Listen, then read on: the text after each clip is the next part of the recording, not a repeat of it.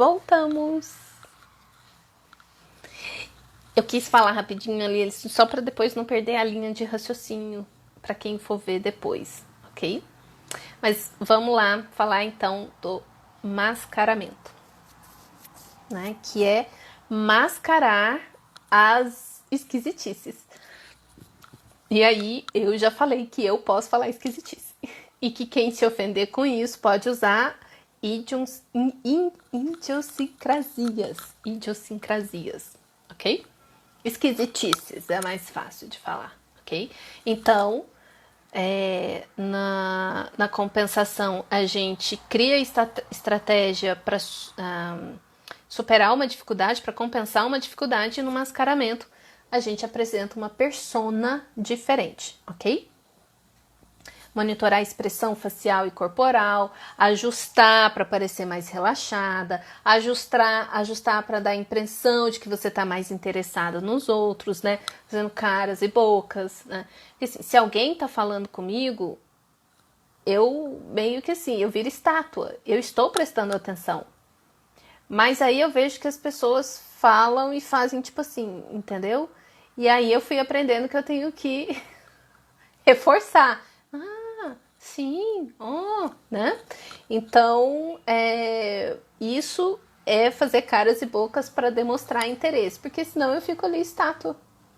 E é tão confortável, gente, sabe? Mas enfim, pro outro não é. Forçar contato visual. Eu vou terminar essa live lendo para vocês um texto que eu escrevi em 2011, que é um texto de desabafo, eu na minha casa, de uma vivência que eu tive. Então, assim, se você me perguntasse antes se eu tinha dificuldade de olhar nos olhos, eu ia falar que não. Porque eu aprendi a executar isso, ok? Mas, na verdade, era uma coisa muito forçada. E aí, nesse texto, eu me explico isso. Quanto tempo de terapia para a pessoa saber o que está mascarando? Milena, aí é que tá. Ela não está mascarando algo no sentido de esconder. Quer dizer, sim, se for no mascaramento, sim. Eu tenho alguns pacientes que depois que veio o diagnóstico, eles começaram a se permitir coisas. Então, a sentir prazer em movimentar. Antes, o meu estímulo maior era balançar a perna e o pé. Essa coisa de rodar o dedo é recente, né? E esses perfis mudam, mas se fosse um tempo atrás, como eu era muito autoconsciente nesse monitoramento, e lá em casa a gente fala que a gente foi treinado com excesso de desconfiômetro, só de eu pensar que eu posso estar incomodando o outro, né? Eu nem arrisco, então, eu não permitia o movimento do meu corpo, ok? Ou não permitia a coisa do olhar nos olhos, do não olhar nos olhos, né? De saber que aquilo ali é desconfortável. Mas vamos lá, forçar contato visual.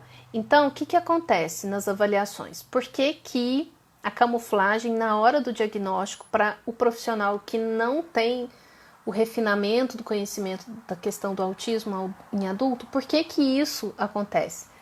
E a maioria de vocês aí que já passaram por médicos, psiquiatras atrás de diagnóstico, já ouviu isso em algum momento, que é, você não é autista, você olha nos olhos, ok? Aí vocês contam para ele que tem a camuflagem e o mascaramento, que é, você aprendeu a olhar nos olhos, ok?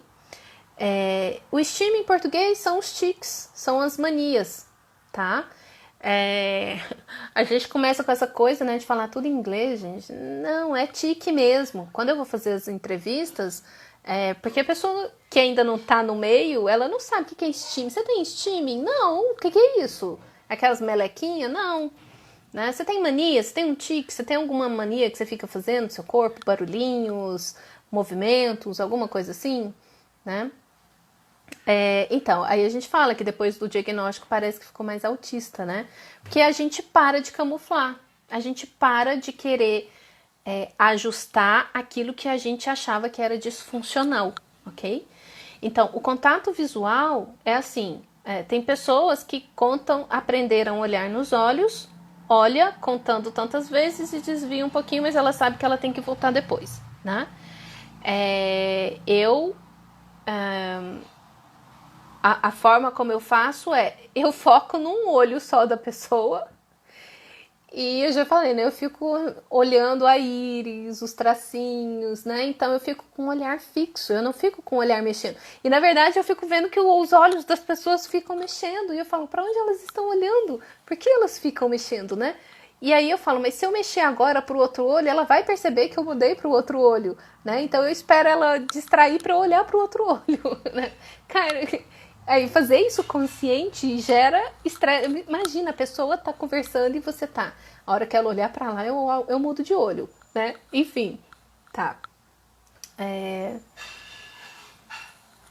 Por um bom tempo eu tive essa coisa de enrolar cabelo. Por um bom tempo eu arrumava um cabelo e ficava rodando ele na mão. E meu cabelo é muito forte, então ele não arrebenta, né? Enfim, então existem várias forças da gente mascarar a dificuldade de olhar nos olhos, né? Pensar sobre a impressão que causa nos outros. Então, o tempo todo você tá pensando, será que eu tô relaxada? Será que eu tô parecendo desinteressada?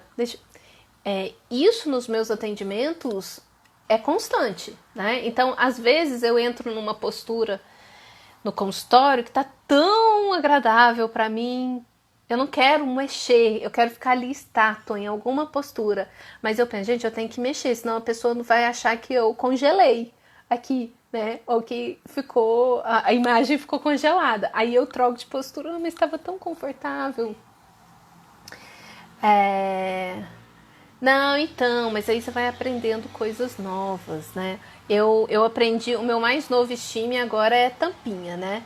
Porque aí eu fico rodando a tampinha e aí tem, não é só rodar a tampinha, a unha encaixa no coisinha aqui e essa listrinha encaixa aqui. E eu gosto dessa sensação e tem que passar certinho. Tem umas tampinhas que às vezes quando a unha quebra aí não encaixa direitinho, aí dá aflição, ok?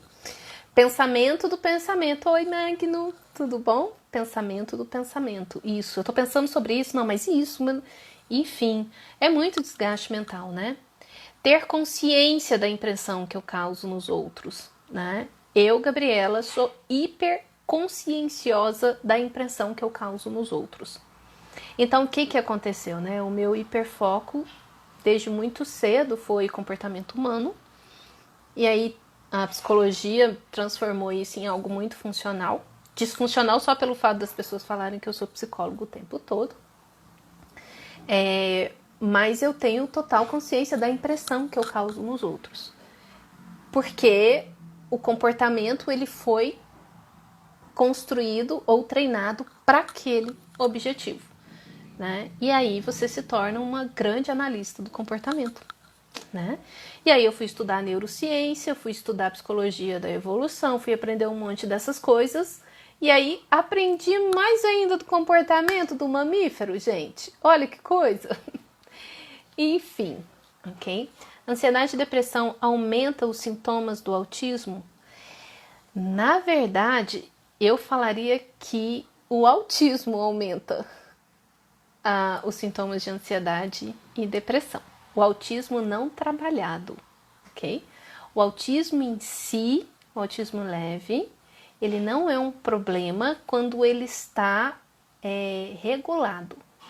Entendam o autismo como uma questão orgânica, igual um diabético, ok? Se ele tá fazendo a alimentação dele direitinho, se ele tá com o organismo dele bacana, não tá fazendo nada errado, ele vai ter uma qualidade de vida, ele vai ter uma vida saudável, mas ele precisa ter uma certa disciplina. Mas se ele se desregrar, ele vai ter vários problemas. Ele pode ficar cego, ele pode ter que amputar um membro, e etc, etc. Tá certo? Mas eu vou fazer uma live depois, Mônica, sobre as comorbidades, ok? Do autismo, que vai ansiedade, toque, depressão, essas coisas todas, tá? Então, deixa eu ver aqui, eu converso de boa olhando nos olhos se foi uma estratégia. se foi uma estratégia, hoje não me incomoda mais. Mas nas conversas eu me distraio. E no fim, não entendo nada do teor da conversa. Pois é, eu me distraio também. Eu fico fascinada com os tracinhos das íris das pessoas. É tão bonito. É uma obra de arte. O autismo pode piorar com a idade? Pode, porque minha companheira diz que eu estou ficando pior. Pode piorar por questões de alimentação. A gente desenvolve sensibilidade alimentar tardia, isso inflama o organismo, isso piora nosso perfil sensorial, o nível de cobrança social é maior, então se a gente não se trabalha, sim, pode piorar. A dificuldade em compreender os sinais do outro e a preocupação com a impressão do outro pode nos fazer ter dúvida do que é realidade? Mari, deixa eu ver se eu entendi a sua pergunta. A dificuldade em compreender os sinais do outro e a preocupação com a impressão do outro pode nos fazer ter dúvida do que é realidade?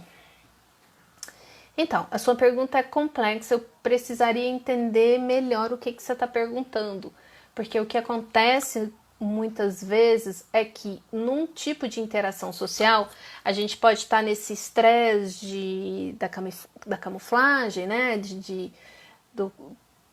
tornar tudo consciente, estratégia e cálculo, etc, etc.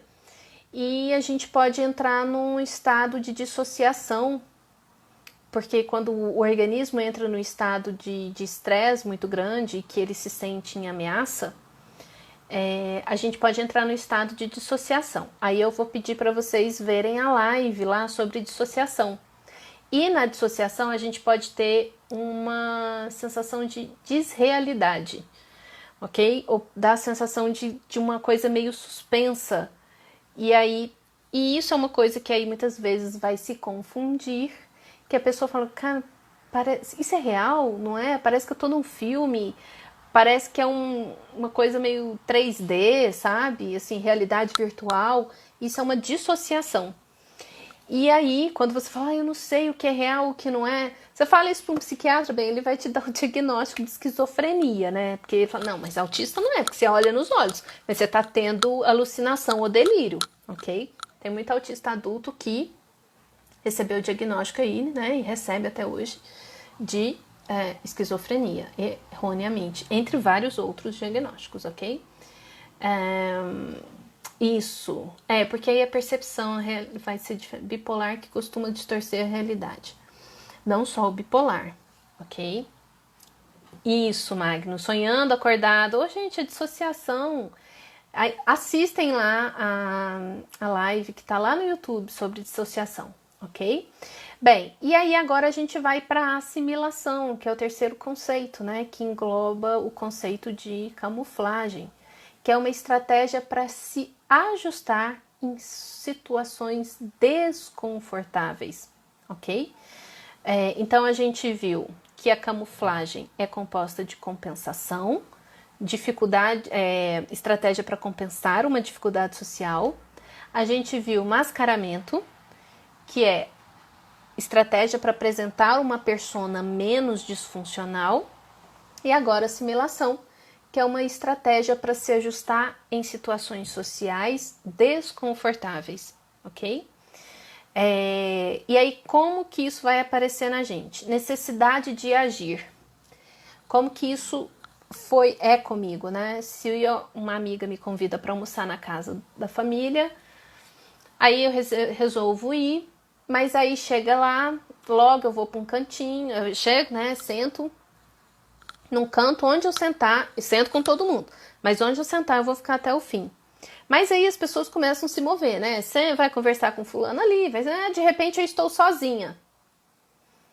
E aí eu não quero que os outros, eu não quero passar a ideia para os outros que eu estou desconfortável, etc, etc. E aí eu tenho a necessidade de agir. Eu levanto e vou caçar um grupinho para eu, me socializar, porque eu estava me sentindo vulnerável ali. Hoje em dia, com celular, Isso facilitou muito a vida da gente, porque é só pegar um celular, ficar olhando, rindo e tá tudo bem, ninguém vai pensar que é uma psicopereba, como diz um amigo meu, psicólogo. A conversação com os outros não é natural. Na assimilação, a gente sente, né, tá desconfortável, né? A gente tá conversando, não tá se sentindo natural e fica aqueles, tô sendo uma farsa, enfim. Aí eu vou tentar ficar natural, eu vou tentar sanar uma sensação de desconforto minha. Evitar interação com os outros em situações sociais. Então hoje o celular ajuda isso, hoje todo mundo é autista. Não pode, diz que não pode falar isso, né? Ok, desculpa, gente. Mas é porque eu estava no aeroporto e aí eu estava cansada de olhar no celular e fiquei observando as pessoas, porque eu gosto de fazer isso. E aí tava todo mundo de cabeça baixa mexendo. E eu falei, olha, que legal, não tem ninguém interagindo. Hoje todo mundo sabe como é o mundo autista, né? Então, evitar interações sociais é uma assimilação. O que é assimilação? Eu vou assimilar o ambiente e vou criar estratégias para evitar desconfortos. Representar, não sendo seu verdadeiro eu em situações sociais. Forçar a si mesmo a interagir com os outros, eu em eventos sociais, em almoço de família. Fingir ser normal. Necessitar de suporte de outros para socializar. Então, tenho que ir em algum lugar, vou com o esposo, chamo uma amiga, chamo uma irmã. Alguém tem que ir para ser o mediador, ok? A gente chama isso de ego auxiliar. Então, a assimilação tem a ver com eu ter consciência do desconforto e eu vou criar estratégias para amenizar aquele desconforto. Esse conceito de assimilação já é num artigo posterior àquele outro que eu falei para vocês, que eu te falei, foi ótimo, né? Que é também da Hill, que ela desenvolveu um questionário, o desenvolvimento e a validação de um questionário para triar comportamentos de camuflagem. E aí, nisso, fazendo com o questionário, ela percebeu que tinha um padrão de resposta e aí ela criou esse conceito de assimilação, né? Que é o adulto autista, ele tendo consciência de desconforto e ele cria estratégias específicas para aquele desconforto, ok? Muleta social, ego auxiliar, enfim, né? E aí, o que acontece, né? A gente precisa, então, é como se eu precisasse, assimilação, ela representa uma tentativa de se misturar na situação social, em que eu estou me sentindo desconfortável, sem deixar os outros perceberem que eu estou desconfortável, né? Então, eu em Belém, como eu morei lá há 8 anos, eu não tinha família lá, então, e o belenense, né, o paraense é muito acolhedor, eles te levam para dentro de casa, então eu tive famílias que me adotaram lá. E eu conheci uma pessoa hoje, a Fernanda, muito querida. Primeiro dia que eu pisei na Marinha, eu conheci a Fernanda, no outro final de semana ela me chamou para ir na casa dela. E eu assim, gente, o que essa menina quer? Aí eu não vou. Falei, não tô em condições de recusar, enfim, mas fui toda desconfiada, Fê. Né? E a família dela me adotou. E aí eu ia para lá, ela sempre me convidava, eu ia e muitas vezes, às vezes eu não ia porque me exigia muito esforço, mas eu adorava ir porque a mãe dela fazia comidas árabes deliciosas. Enfim, e aí eles são muito expansivos e facilitava, mas muitas vezes eu percebia que eu estava sozinha ali, tem que interagir, né? E aí, então, eu estava desconfortável, mas ninguém percebia, né? E eu sou mestra em disfarçar o meu desconforto. Aí entra naquela coisa da autossuficiência, né? Ninguém percebe. Muito bem, gente, tinha tanto comentário, né, lá na outra live, eu vou ter que ver depois. Aqui eu acho que eu vi todos e comentei todos. Então, eu falei que eu ia ler um texto que eu escrevi. Bom, então agora eu vou ler, vou encerrar essa live lendo. Não é um texto curto, ok? Mas eu quero ler para deixar aqui de exemplificação. De repente pode ser que ajude alguém a perceber, igual a Milena falou, como que uma pessoa sabe o que ela está mascarando, né? Com quanto tempo a gente percebe de terapia. Não tem uma resposta fechada para isso, né? Sinto que a camuflagem só se tornou necessária depois de um tempo, na minha pré-adolescência, e era super cansativo. Mas com o tempo foi melhorando até se tornar quase espontâneo. É isso mesmo, Jota. Eu vou te chamar de Jota. Se torna uma habilidade. É uma habilidade real. Não vamos olhar para a camuflagem como algo prejudicial e disfuncional. Ela é assim quando você não sabe que isso existe, ok? Mas eu ensino estratégias de camuflagem conscientes para os meus pacientes. E por isso o espectrando consciente, porque a gente pode espectrar de modo consciente, sabendo exatamente o que você tá fazendo, seja camuflagem ou inclusive as dissociações, né? Eu ensino os meus pacientes a dissociarem consciente. Quando a situação é muito desconfortável, você aprende a colocar o seu organismo em dissociação, apesar de que é um mecanismo instintivo, mas é possível entrar, né, e aquilo não ser desconfortável, porque você aprende a entender a dissociação, aprende a não ter medo dela, e a desconfortável vai ter que ser sair da dissociação, porque aí você tem que interagir, né? Enfim, vamos lá. Vou ler aqui o texto para vocês. Ele é autoexplicativo, tá? Então, eu estava fazendo especialização de Gestalt consciente. Ela pode ser cansativa, Ciomara. Ela vai ser exaustante, né? Então, vamos lá. Quero registrar hoje sobre as vivências do curso de especialização. Este tem mexido muito comigo. Isso foi em 2011. Eu tinha 31 anos. Tem me ajudado a perceber as ilusões sobre eu ter mudado e ter me tornado uma pessoa mais acessível emocionalmente. Então, a vida inteira, né, eu tive dificuldades de interação social, percebi a questão da farsa. Vocês vão ver como eu me sentia farsante aqui, né? Me sentia fria, distante.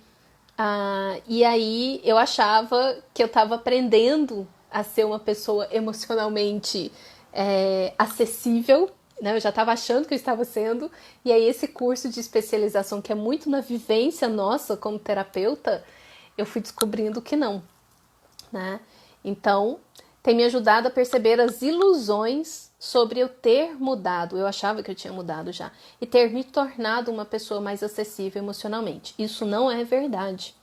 Apesar de perceber que já mudei sim, em algum nível, e já consigo ter atitudes meigas e me sensibilizar, ainda não mudei quanto a me mostrar para o outro. Hoje, na vivência de olhar nos olhos dos colegas, sustentando o olhar, achei que tinha me sentido mais confortável com o exercício, em comparação com outras vezes em que eu me senti bem desconfortável e insegura. O que foi exercício? Esse exercício, psicólogo adora fazer essas dinâmicas, né? Enfim, esses treinamentos onde você vai ficar de frente, escolha um colega, agora você vai olhar para o colega, agora você vai ficar olhando para o olho do colega. Aí você fica aquele silêncio olhando para os olhos do colega. Eu detestava essas dinâmicas, assim, sabe? Então foi ter essa dinâmica, e era uma dinâmica de vinculação, de presença, tomada de consciência do outro, né? Enfim, e eu, então, nessa vivência, que era sustentar o olhar, eu achei que eu tinha me sentido mais confortável. Olha a dificuldade de autopercepção. Como assim eu achei que eu tinha me sentido mais confortável? Eu não consigo definir se eu estava confortável, mas vocês vão ver como é que vai acontecer, que eu percebi que eu não estava confortável. A princípio, fiquei satisfeita, pensando que eu estava amadurecendo e conseguindo me mostrar mais, apesar de que também senti uma energia de imposição e defesa da minha parte. Acabei não compartilhando com a turma, o que eu senti, até porque me senti confusa quanto ao que realmente me aconteceu. Por que eu senti essa coisa de que eu estava sendo impositiva? O meu olhar era muito direto, firme e altivo, né? Eu estava em posição de defesa. Na segunda parte da vivência, tinha que dar as mãos para os coleguinhas, né, para as 3 colegas, de mãos postas com 3 colegas e olhos fechados, tomando consciência do que acontecia, senti que as pessoas estavam ali, que era confortável o movimento que elas estavam fazendo, o movimento delas ao meu redor, elas estavam ali, só não sei se eu estava ali para elas. Na volta para casa, de carona com 2 colegas, a Nanda me deu um feedback de como foi a vivência dela comigo. A Fernanda, ela foi a que fez do olhar, né, comigo, foi minha dupla. Ela disse ter percebido que eu criei uma estratégia. Olha, isso foi em 2011, eu nem sabia, nem sonhava dessa coisa do autismo. Ela disse que ter percebido que eu criei uma estratégia de olhar fixo em um olho dela e cumprir a minha missão, não rir e olhar nos olhos do outro. E que ela percebeu em mim um bloqueio muito forte. Imagina, a gente estava num curso de especialização de Gestalt terapia, a galera super, né, sensibilizada, enfim, contato, vínculo, encontro, aqui e agora. Que percepção oportuna. O que isso diz a meu respeito? E a Gestalt, ela trabalha muito isso. Tudo que você vivencia, né? Por que eu criei uma estratégia? Então, eu escrevendo, me perguntando, por que eu precisei disso? O que isso falava de mim? Estou ali, mas não abro para a relação. Continuo num movimento racional e defensivo. Agora, nesse momento, fico com vontade de voltar e fazer diferente, para ver como é que eu me sentiria se eu me permitisse, de fato, encarar o outro, estar ali, sem ser a defesa que eu criei. Isso porque achei, ilusoriamente, que estava conseguindo me mostrar por estar mais madura, e como isso foi confortável. Na verdade, até que foi isso que aconteceu. Eu me mostrei exatamente como sou na defensiva. Ela disse que é como se eu estivesse ali cumprindo uma missão. De fato, foi o que eu fiz. Até teve uma hora que eu percebi estar na posição de sentido. Eu já estava na marinha. Eu estava realmente na posição de sentido, igual uma militar mesmo, cumprindo a minha missão. Também teve um momento que a Cíntia, que era a professora, passou observando todo mundo e eu pensei, né, me ocorreu dela perceber que eu estava cumprindo a tarefa direitinho, sem rir e me sentindo pouco incomodada com a situação. Então, quando eu estava lá cumprindo minha missão, em posição de sentido, olhando nos olhos da Nanda, a professora passou para ver todo mundo, né? E eu pensei, olha, ela vai ver que eu estou... Olha como a Gabriela está confortável e executando direitinho a missão dela, né? Eu queria executar algo. E a proposta não era essa, né? Agora que as coisas se esclareceram, posso compartilhar com a turma o que antes estava confuso para mim, apesar de que o discurso teria sido muito bonito. Teria sido muito bonito eu falar para as pessoas, gente, antes eu achava super desconfortável, não conseguia fazer essa dinâmica, e hoje eu consegui, né? Mas se a Fernanda fosse falar o que ela me falou, e ela falou isso dentro do carro, só para mim o feedback dela. Outra percepção que mexeu comigo e que tem a ver com a disposição de estar ou não com o semelhante foi sobre o fato de perceber que tenho tido vontade, sim, de estar com semelhantes, na companhia dos amigos, ou melhor, dos colegas de trabalho. Aí saca só, os semelhantes. Vocês gostam de estar com os semelhantes? E eu olhei nisso e a minha irmã, eu mostrei pra ela e falei assim, como assim os semelhantes, Gabriela? Os outros. Então eu chamo os outros os meus semelhantes, né? Isso é muito formal, né? É a linguagem formal. Enfim.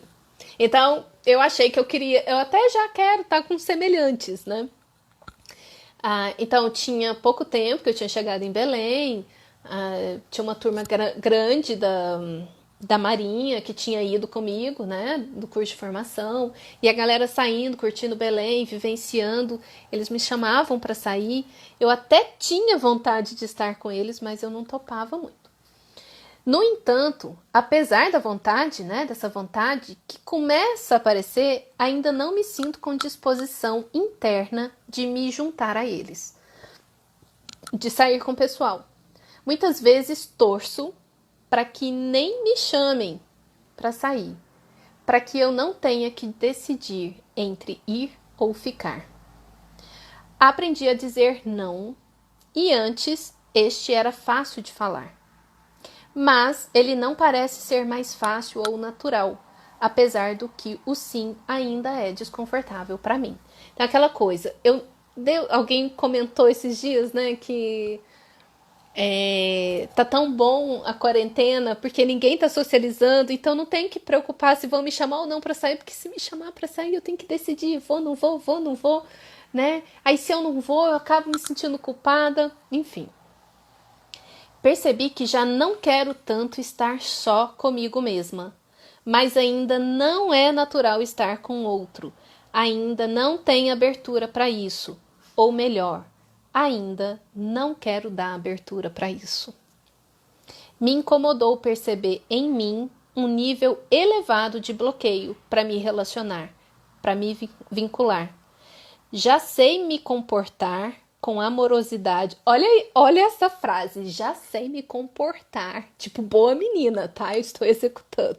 Já sei me comportar com amorosidade, mas com um nível bem pequeno de doação real da minha parte. Aí as pessoas falam que eu sou amorosa, que eu não sei o que. Aí eu falo, gente, porque às vezes eu não tô sentindo, né, aquela vinculação ali, mas hoje eu realmente sou amorosa. Eu aprendi a identificar isso em mim e identificar isso na minha essência. Que bom estar em um ambiente com pessoas tão perceptivas. Foi muito bom a Nanda me falar o que ela sentiu. Sinto que quero aprender a me arriscar mais nas relações, me envolver de fato, sem defesas, numa troca genuína, me vincular de verdade. Cara, acredita que eu achei esse texto esse ano, no finalzinho do ano passado, no livro da especialização. Foi bem no início da especialização. E eu tinha quase 10 anos que eu nem lembrava que eu tinha escrito isso. Eu nem sonhava com essa coisa de autismo. Mas nesse texto está descrito os meus maiores conflitos, os conflitos de uma vida, de querer me disponibilizar, de não sentir que eu vinculava, e isso me fazia me sentir uma pessoa má, uma pessoa ruim, que eu não me interessava pelos outros, né? Então, assim, a minha sorte de estar no meio da psicologia, de vivenciar as especializações que eu vivenciei, que me deram feedbacks muito importantes, me ajudaram a construir uma identidade, uma autopercepção e estratégias, né? Mas eu sei que a maioria das pessoas não tem isso. E daí, essa é a minha função, que eu me coloco, de querer ensinar isso para as pessoas, né? Como psicóloga, como educadora emocional, que eu falo que eu sou, que é o que eu gosto de fazer, que é o que eu me propus a fazer aqui nas lives, enfim.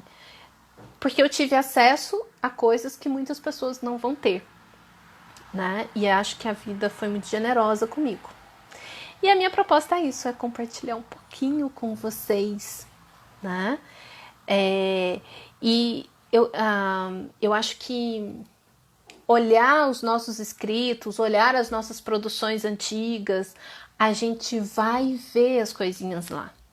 E na avaliação neuropsicológica faz parte a gente resgatar isso, olhar as fotos, olhar os escritos.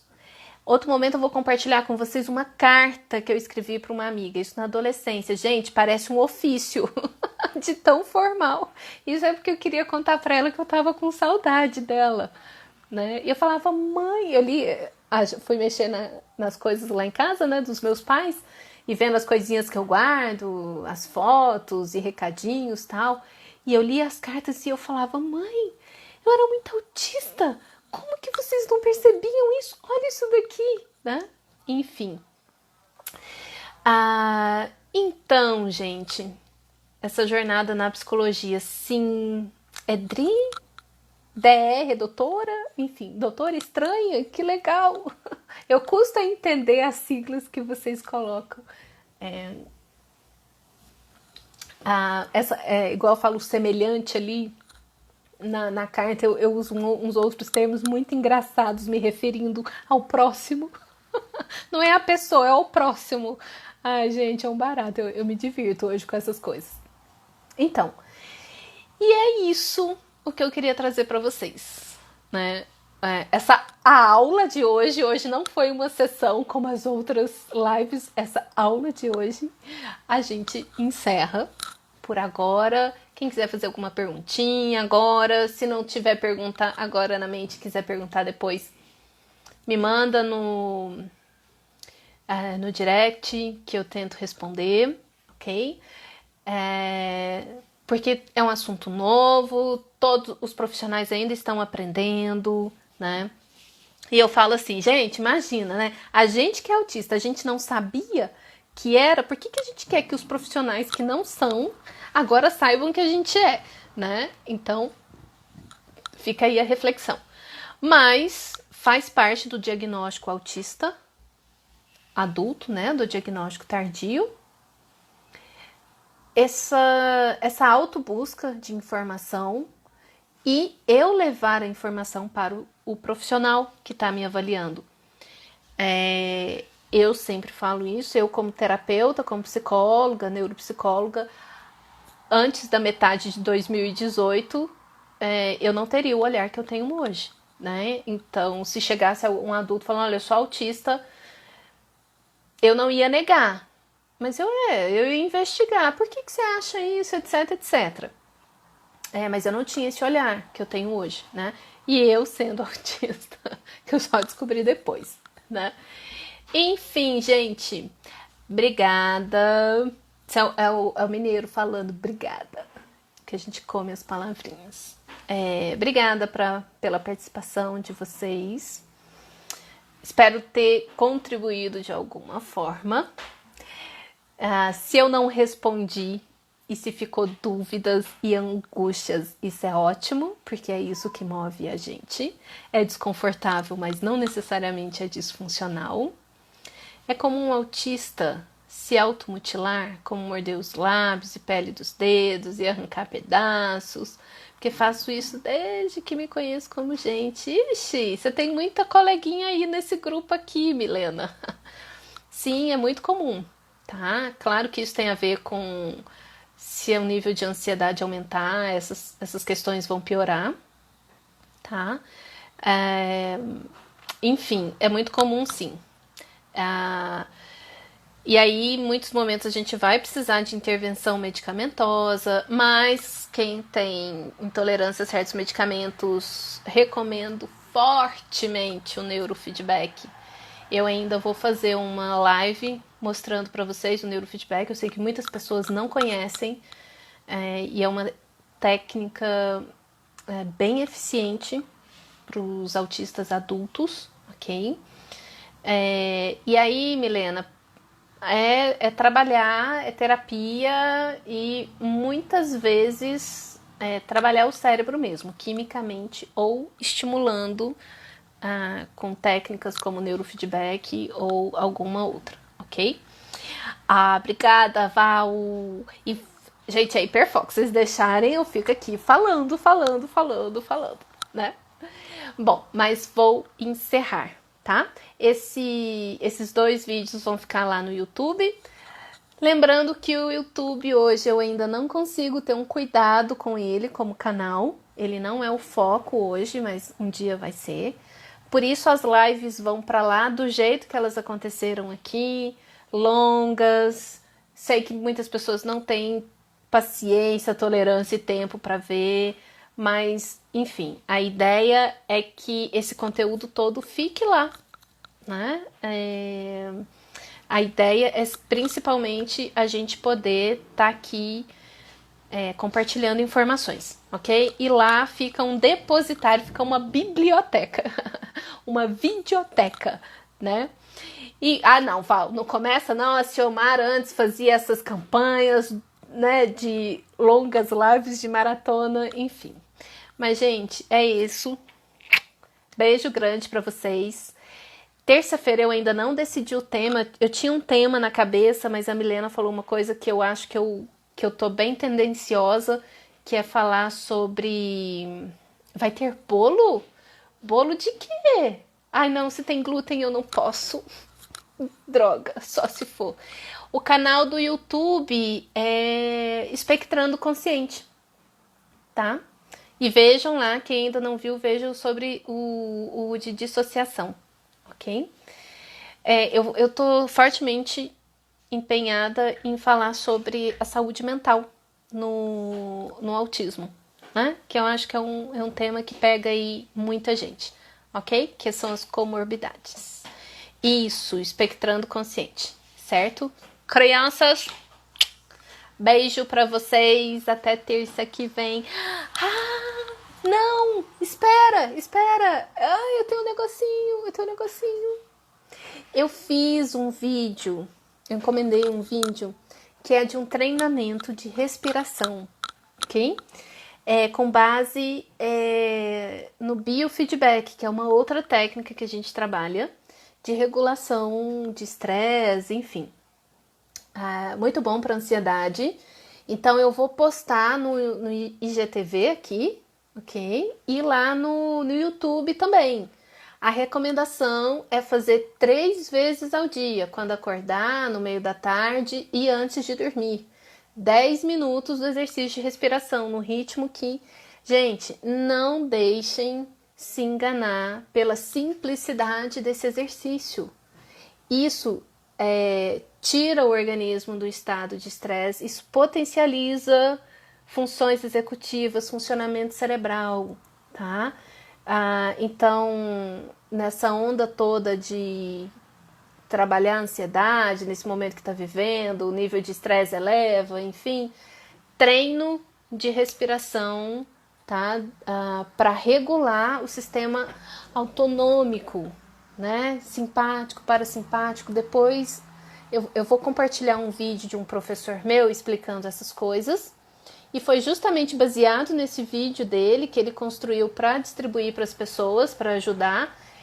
Eu fiz o meu com uma imagem agradável, com a logo e a identidade visual do Espectrando, né? Do Sync. Então, façam 3 vezes ao dia, gente. Quem tem disfunção executiva é aquele do moço calminho. Dri, eu não sei que moço calminho, porque é do professor Silvio Aguiar, do Neuro e do Biofeedback. Eu vou postar aqui para vocês, tá bom? Então, hoje mesmo eu posto lá para vocês já começarem a fazer o treino de vocês, certo? Agora eu fui de verdade, gente. Tchau!